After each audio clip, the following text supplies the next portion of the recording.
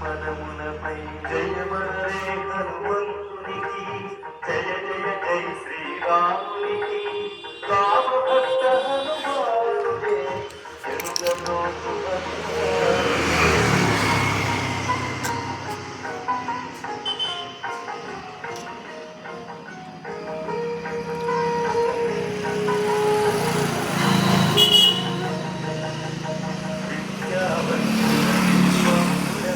కళ్యాణగుణము కలిగిన వాడ రామకార్యమును సాధించుటకు ఆశ్రపడెను నీ చాతుర్యం